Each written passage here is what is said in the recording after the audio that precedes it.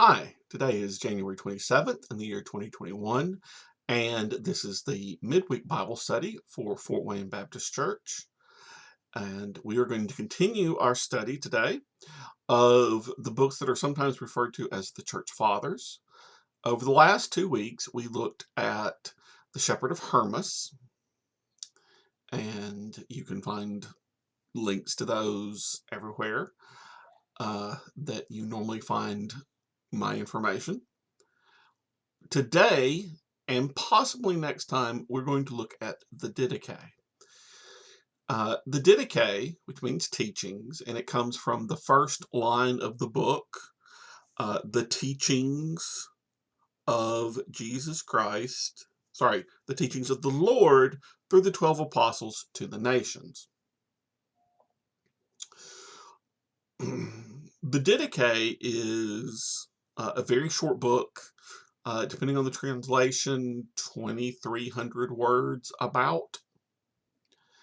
And I'm going to be using one that I found. It's from 2014, translated by R. Joseph Oles. And if you have Kindle Unlimited, it's free on Amazon. And if you don't have Kindle Unlimited, the electronic version is just $1 or $2. It's very cheap. But there are also older translations available online for free. I found a website that was something like thedidache.com that had the full text. Worked out to about 7 pages. I was going to print it, then I decided to go with this one. So, you can easily find this text wherever you want. I'm probably going to be reading most of it since it is such a short book, which is why this episode may be one or it may be split two this week and next week. Now, there are two basic opinions on when the Didache was written, or rather, when it was edited into this form. There are some American and English scholars who put a late 2nd century date on it, but the wide-held view of most scholars is that it dates to the 1st century.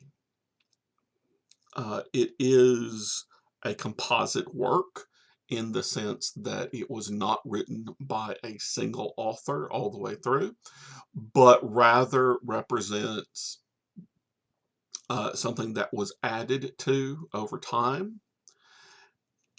It is very similar to a lot of things. One is the Manual of Discipline found in the Dead Sea Scrolls, a purely Jewish work, and probably the basis for this. We are going to find, particularly in what we read this morning, a lot of similarities to the Gospel of Matthew. And in terms of overall content, there are similarities to the book of James, and there are a lot of similarities to some of the books that were not included in the New Testament, like the Epistle of Barnabas, things we're not going to get into. The book is divided into 4 parts. The first is the 2 ways, and it makes up the majority of the book, chapters 1 through 6. And when I say chapters, these are tiny things.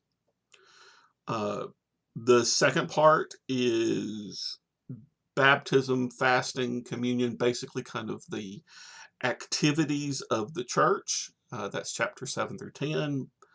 And the last 11 through 15 deals with kind of church offices. And then, of course, not quite the last, I suppose. The last actually is chapter 16, which talks a little bit about prophecies of the Antichrist. So again, lots of similarities to Matthew. It is possible, depending on when we want to date some of the later books of the New Testament, that this book in one of its early versions is actually older than a lot of the books of the New Testament. However, portions of it I do think date to the 2nd century, particularly the discussion, chapters 11 through 15 of church offices, is, in my opinion, much more reflective of the 2nd or 3rd generation of Christianity rather than the 1st or early 2nd generation of Christianity. So, let's begin reading the Didache. As I said, the teachings of the Lord through the 12 apostles to the nations is kind of a title. Chapter 1. There are 2 ways, one of life and one of death. There is a big difference between the 2. Here is the way of life. Love God who made you. Love your neighbor as you love yourself. Do not do anything to another person that you do not want to happen to you.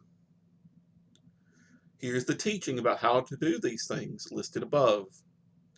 Speak well of those who speak badly of you. Pray for your enemies. Fast for those who harass you, because what credit do you deserve if you love those who love you? Don't even unbelievers do that? Love those who hate you, and you will have no enemies. Abstain from physical and bodily cravings. If someone hits you on the right cheek, offer him your left cheek too. You will be perfect. If someone forces you to go 1 mile, then go 2 miles. Someone takes your coat, give him the shirt off your back too. If someone takes something that belongs to you, do not ask for it back. Do not try to take it by force. Give to everyone who asks something from you, and do not demand it back, because the Father wants his gifts to be distributed to everyone. Anyone who can follow the commandment and give like this is blessed and is declared not guilty. Woe to anyone who receives. Now, anyone who receives while in need is not guilty. But anyone who receives when not in need is like a thief, who should be locked up until he confesses and pays back what is stolen. He will not be set free until he has paid the last penny. Nevertheless, it has been said, let your gift sweat in your hand until you know to whom you are to give it. It's an interesting turn of phrase, not one that I am familiar with. That's chapter 1. And as you can probably tell, lots of similarities between particularly the Sermon on the Mount and a lot of the gospel contents. Chapter 2 is a shorter work. Here's the 2nd commandment of the teaching. Do not murder. Do not commit adultery. Do not have sex with children. Do not be sexually promiscuous. Do not steal. Do not practice magic. Do not use drugs. Do not abort a child or kill babies. Do not yearn to possess things that belong to your neighbor. Do not commit perjury. Do not give false testimony. Do not speak evil. Do not hold a grudge. Do not be two-faced, because this is a deadly snare. Do not let your words be meaningless, but back them up with what you do. Do not be greedy. Do not be materialistic. Do not be a hypocrite. Do not be malicious. Do not be arrogant. Do not hatch evil plots against your neighbor. Do not hate anyone. You are to correct some, pray for others, and some you are to love even more than your own life. Again, we have the kind of expansion of the 10 Commandments that we saw again in Matthew's Sermon on the Mount.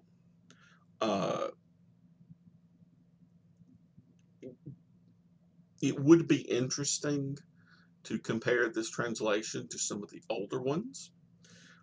This is definitely a more dynamic translation. There are words here that there are phrases here, rather, that make me think he is doing some interpretation of difficult passages.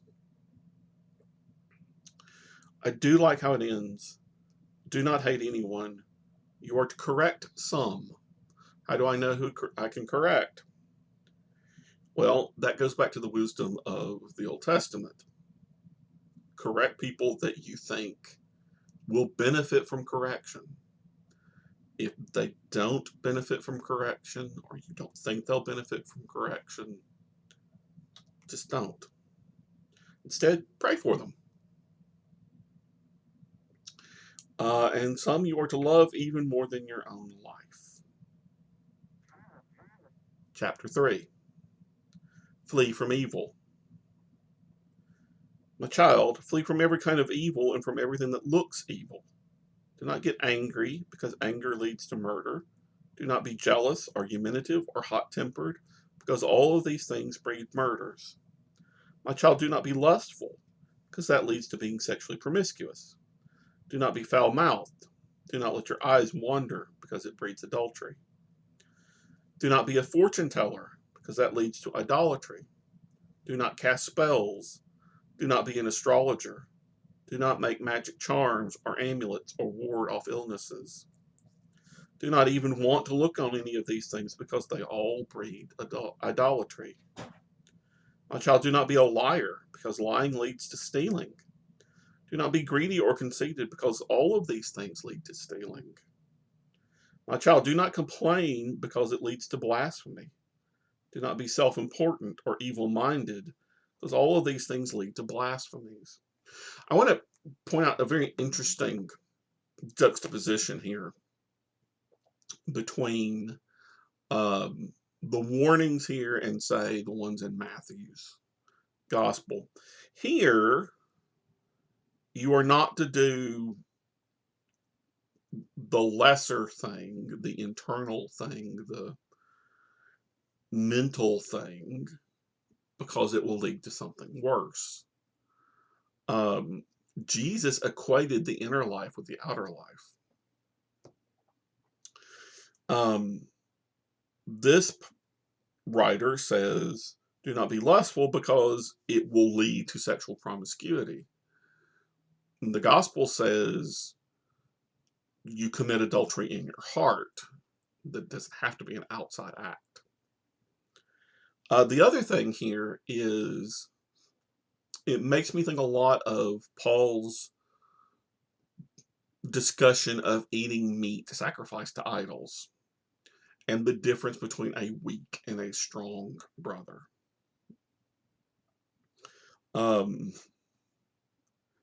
I think that this is written for the weak brother, because, this, don't even think it, because it will cause you to do something bad. To me, seems kind of odd.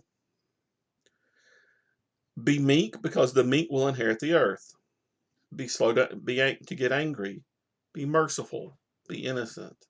Be slow to speak. Be kind. Revere the words you have heard. Do not exalt yourself. Don't let your soul become overconfident. Do not let your soul embrace the lofty, but walk with the just and the lowly. Accept whatever happens to you as good, knowing that nothing happens apart from God. Again,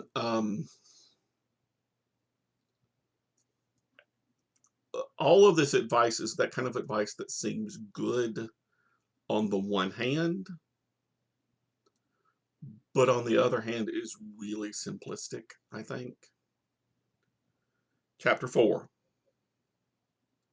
My child, never forget those who continually preach the word of God to you. Treat these preachers as if they were the Lord himself, because the Lord is present in the word they preach. I'm okay with this. Seek out the saints every day and find support in their company and in their words. Do not cause division. Make peace between those who quarrel. Judge righteously. Do not show partiality when correcting people for what they are doing wrong. Do not waver or become indecisive, because you are trying to live both in the world and in the church. Do not be eager to receive, but unwilling to give. If you worked hard and made money, give some of the money away as a ransom for your sin. Do not hesitate to give.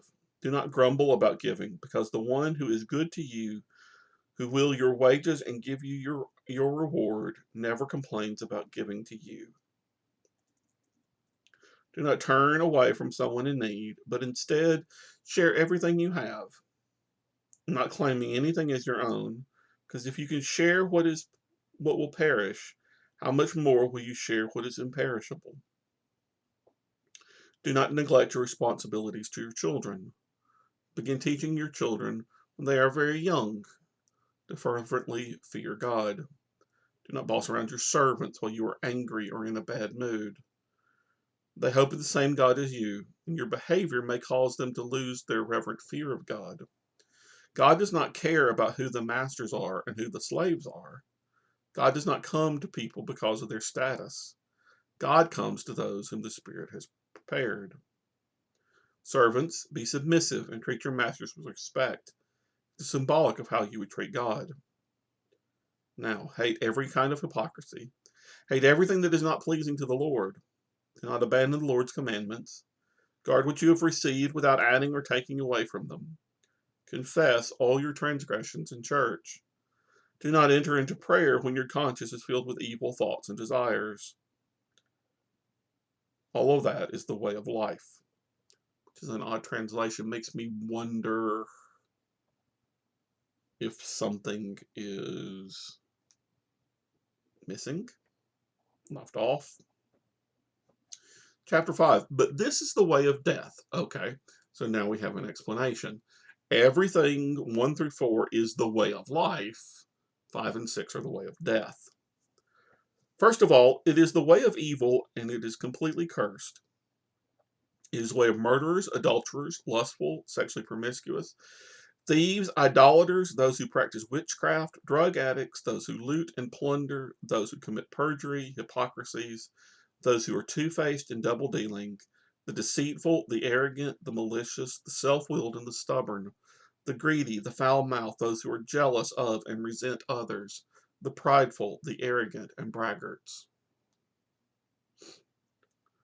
It is the way of those who persecute good people, those who hate the truth, those who love a lie, those who dismiss the reward received by those who are in right relationship with God, those who do not adhere to what is good, those who do not judge fairly and without bias, those who are always searching for what is evil instead of what is good, those who distance themselves from gentleness and patience, those who love worthless things, those who look for personal gain or to be rewarded for their actions, those who have no mercy for the poor, those who do not work to help the oppressed, those who do not know the one who made them, those who murder children, those who pollute God's creation, those who ignore someone in need, those who oppress the afflicted, those who advocate for the wealthy, those corruptly take sides against the poor, those who are utterly sinful. May all of you, my children, be delivered from all these things. And we're going to end here with chapter 6. I think this is a good place for us to stop. Make sure that no one leads you astray from this path of this teaching, because anyone who does teach you to go against God, if you can bear the whole yoke of the Lord, you will be perfect. But if you are unable to bear all of it, do the best you can with what you can. Now concerning meat, do the best you can in the best way you can. Be on guard for meat sacrificed to idols, because it involves the worship of dead gods. So, that pretty much confirms my my belief that this is advice to those who are weak. And yet it purports to be advice to all Christians. Which makes me wonder how much of this advice was going on very early in the first century, at least in terms of the Christian era. Did the Church of Corinth, was this the advice they were being given or taught? I don't know. The next section deals with baptism, fasting, and communion. That will be fairly short. We will probably finish the book next time. I think certainly we have dealt with the bulk of it. Uh, in fact, I think we're at exactly the halfway point in terms of length of the book. So, give it a read. Uh, if you have questions, send them to me. Glad to try to answer them, either respond to you or maybe answer them in the next video. So, until next time, may God bless you.